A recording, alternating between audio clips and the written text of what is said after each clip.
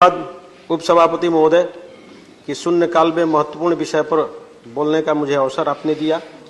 वर्ष 2019 में प्रधानमंत्री जी की अगुवाई में सरकार ने आर्थिक रूप से कमजोर सवर्णों के लिए 10% की आरक्षण देने का काम EWS कोटे के तहत किया।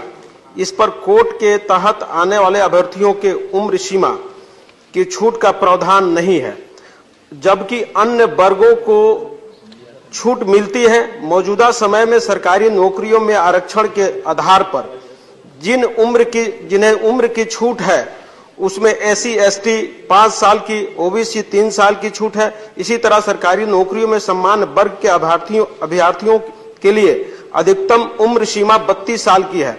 वहीं अन्य पिछड़े वर्ग के लिए 35 वर्ष और अनुसूचित जनजाति के लिए 37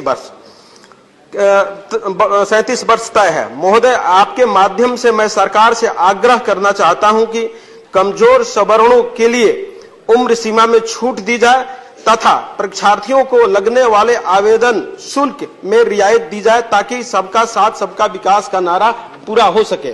मानवर EWS का जो 10% का आरक्षण, ये तो पूर्व की सरकारें भी कर सकती थी। मैं धन्यवाद देता हूं इस सदन के माध्यम से कि भाई नरेंद्र मोदी जी ने उन गरीब सवर्णों परीक्षार्थियों पर भी ध्यान देके और सम्मान जीवन जीने का अधिकार उन्होंने दिया।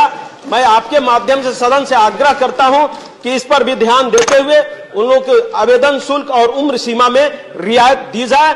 और बहुत बहुत धन्यवाद, बहुत बहुत बधाई।